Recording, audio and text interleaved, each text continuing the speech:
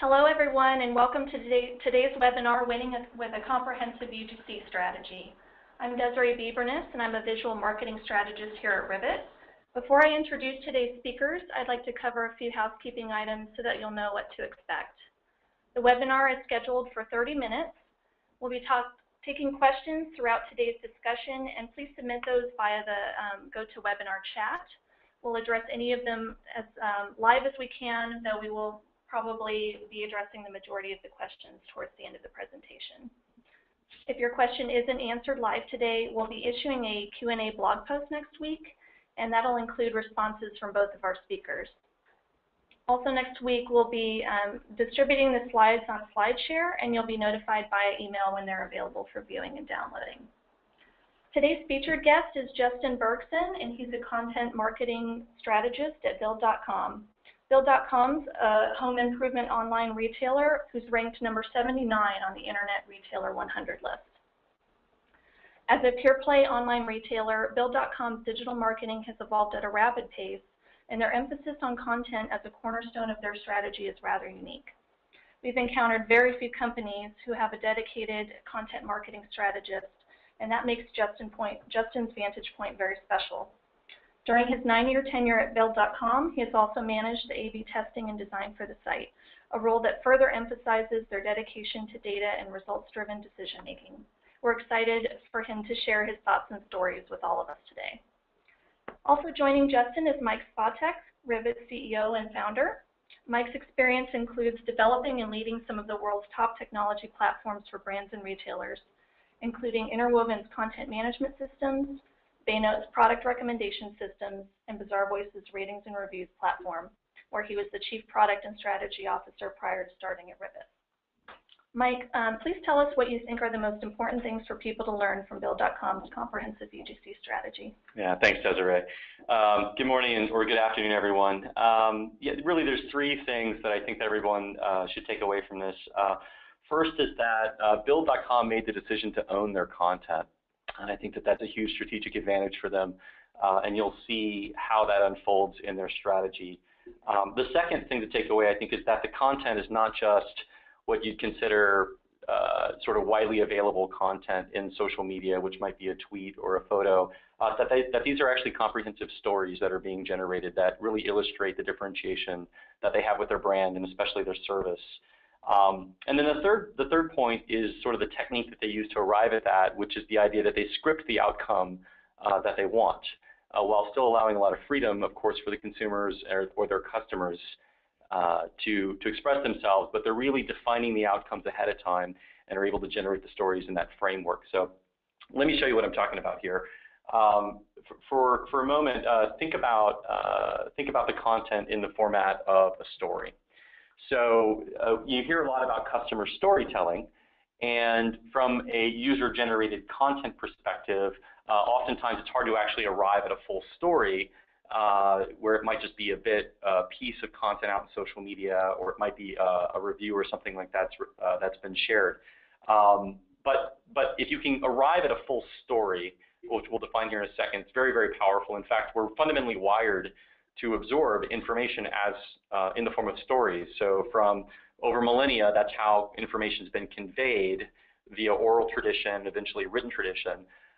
And so now that things are digital, our time is more fragmented, information is more fragmented, but our physiology is wired for things in linear story format. And so when you see content like that, it really connects with you in the same way that you might get lost in a novel. The other thing is that when we hear stories and we process those stories, again, as humans, we then make judgments and decisions on the basis of what we hear in those stories. And it may actually be the specifics that we hear, or it might just be the feelings that we emote on the basis of those stories. And so it's really important to understand sort of anthropology and sort of the physiology that we're at play here, is that we want things in linear story format, and those strongly affect decisions and feelings. And so when you think about what does that mean now in a digital landscape, we define a story as being really four parts. There's a narrative, there's something to be said, if you will. There's always a person.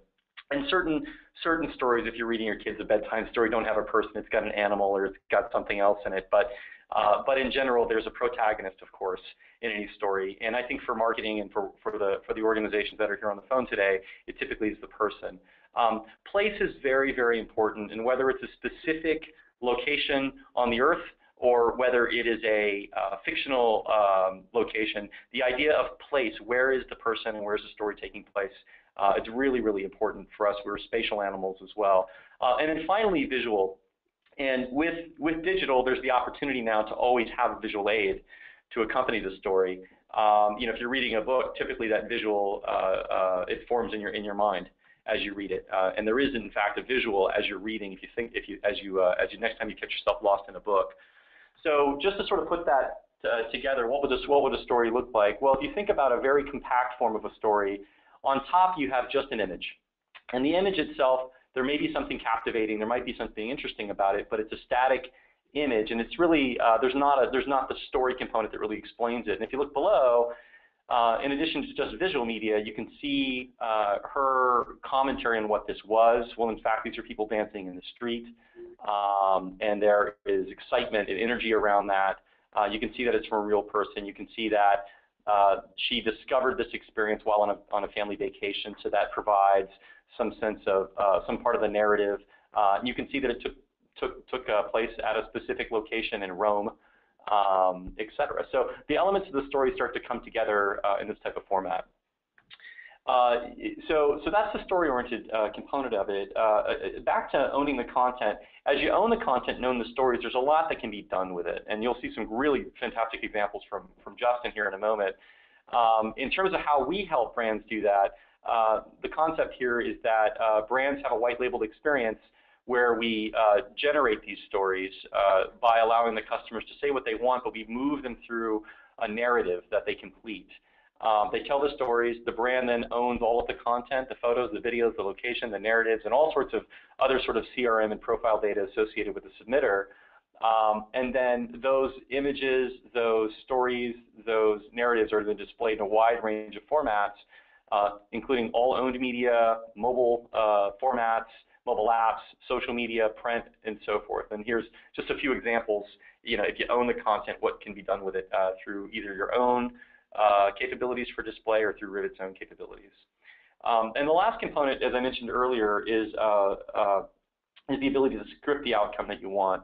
And so again, rather than trying to find it or hope that the content appears somewhere in social media, the idea that you can actually define the outline of the story and have the customer themselves tell their story along that outline is a tremendous advantage, because the content at the end of the day supports the brand, and it helps your content marketing initiatives because it says what you need it to say. At the same time, it's highly authentic and genuine at the same time.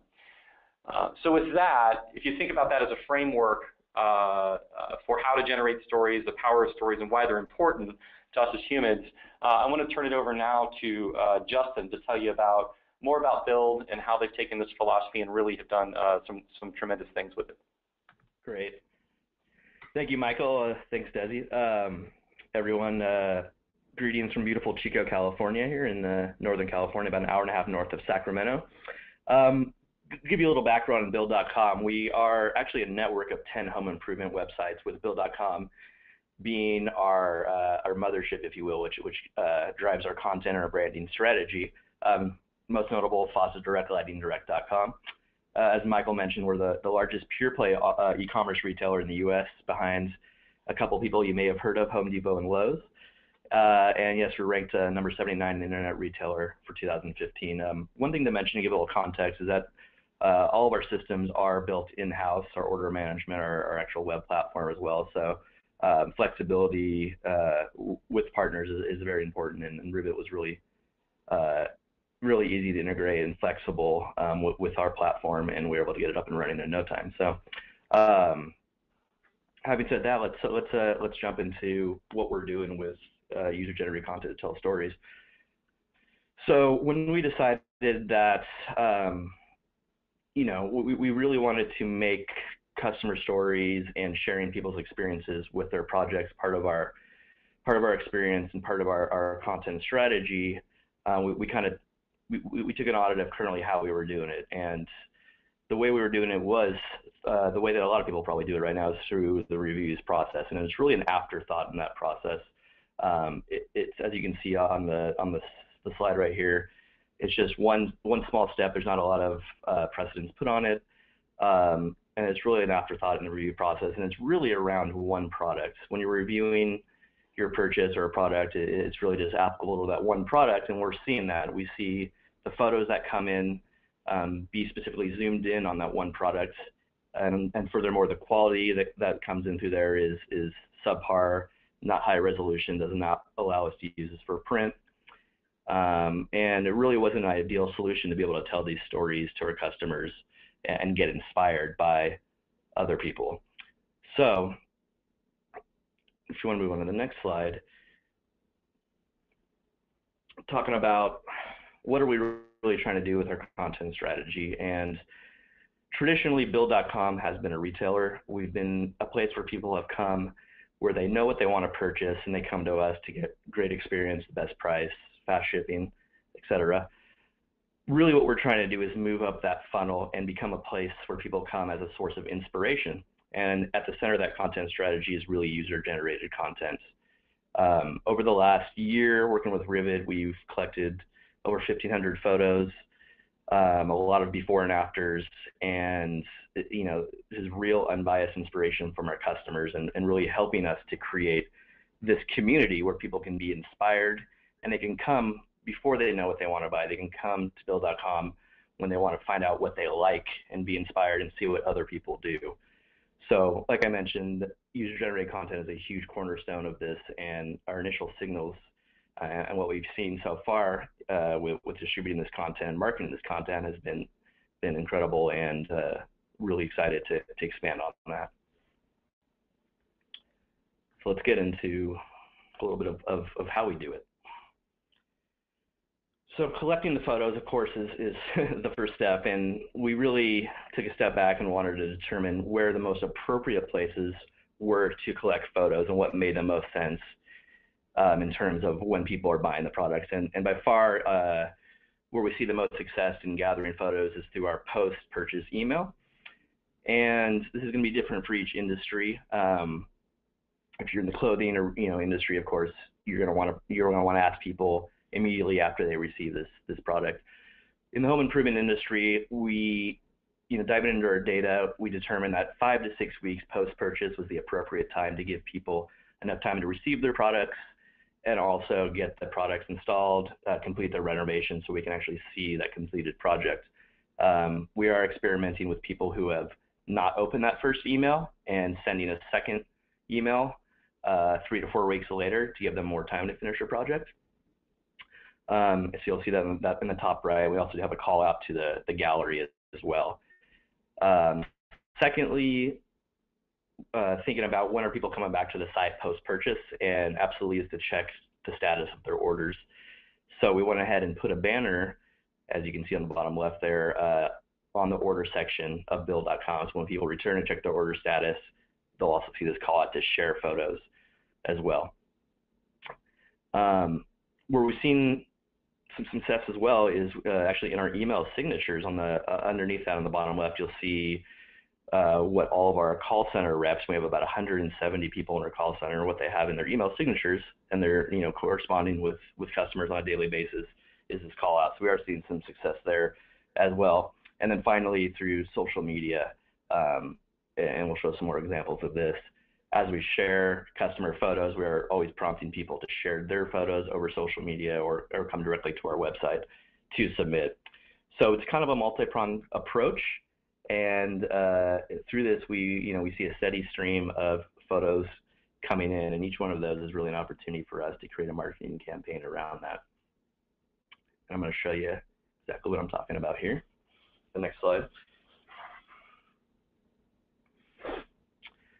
So how are we using this user-generated content? Like I said, one photo could be one individual marketing campaign that could be distributed out across multiple channels. We are seeing a lot of success in the social media space, primarily through Facebook. We're doing regular and also promoted posts through Facebook, Twitter, as you see the before and afters on Pinterest, Instagram. And really for us, it's the whole notion of creating engageable, shareable content catches someone's eye that ideally would, drive a click back to our website and where we can generate a lead. In kind of the 10,000-foot view, it's really getting people to the site to generate that lead, and then from there we can remarket to people. But by far and wide, in terms of engagement across social media, we really see this type of content performing up to 3 times higher than a lot of our standard traditional content, which may be just manufacturer photos, which are staged in the studio, promotional-based, sales-based. People want real content. They want something they can share, and they want something they can be inspired by. And the results don't lie on that. And in this next slide, I'll go over some of these results and show you some examples. Here's some examples of what I was just talking about with 2 types of content. On the left, the before and after content. It's real. It's, as Michael had mentioned before, it tells a story. We link back to our website where people can see the products and be inspired. And really for us, where we've seen the most success is showing the before and after transformation. You really capture that wow factor when people can see the before photo.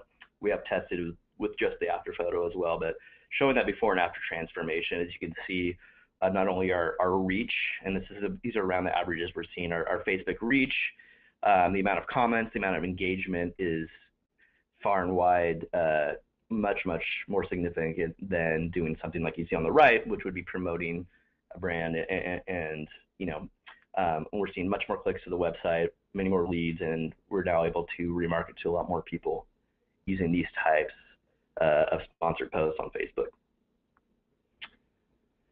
Another successful channel has been Pinterest for us, and here's some real data on our promoted pins, and we've been getting more active in paid pins on Pinterest and seeing a lot of success, especially with the user-generated type content. On the left here, you'll see the click-through rate for our Pinterest paid campaigns. And all the way to the left, I apologize if it's hard to read, but all the way to the left, you'll see our before and after customer photos, sponsored pins. Far and wide, we're seeing nearly 3 times the click-through rate for those types of content, getting close to 0.5%, as opposed to, on average, anywhere, if we're lucky, we'll be getting above 0.2%. So huge difference in click-through rate with that type of content. And kind of on the other side of the story, if you look on the right, how that reflects in the cost, we're paying a lot less to send people to Build.com through this type of content. So it's really a win-win situation for us. We're driving the traffic, we're establishing our brand, we're inspiring people, and we're seeing a lot more incremental repins, and exponentially that's driving more engagement with this type of content. So what we've seen is that people want this real content. They're going to engage with it, they're going to share it, and ultimately it's going to drive more people to our website, which at the end of the day is the goal for all of this. On to next slide. Justin, quick Sure. question that came in. So question is, if the UGC, I'll try to paraphrase, if the UGC is performing so well, how much longer are you going to continue running sort of brand-oriented content, if you will? And are you going to run as much of it, or is the diversity going to be the same, or are you going to put more wood behind the behind the UGC arrow? What do those charts tell you effectively? Well, this last year has been somewhat experimental. As we made that conscious decision to make user-generated content a cornerstone of our strategy, we've been essentially in the test phase this last year and determining what types of content drives the highest engagement, and through promoted pins and sponsored Facebook posts. And the results really don't lie, and the data has made it very clear. So over this next year, as we really, and this is corresponding with our overall brand building efforts. We have a television commercial. We do a lot of print. We do monthly catalogs to over 1 million people.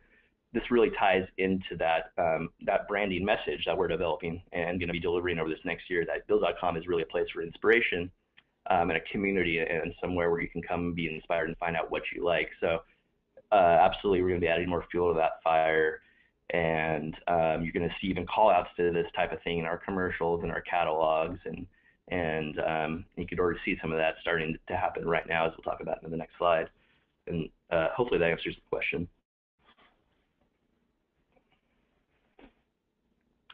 So moving on and talking about exactly how we're using this content, here are some examples. And one of the ways, like I mentioned, we send out monthly catalogs to over 1 million people. This has been a hugely successful. Anyone says that the days of print are over or catalog are over are lying to you. They're actually, it's very strong. And of course, that is dependent on what space you're in. But in terms of our space, we're seeing a lot of success with catalog. And we've started to incorporate our user-generated content into this in a couple ways. On the left side here, you'll see, this is from our summer 2015 catalog.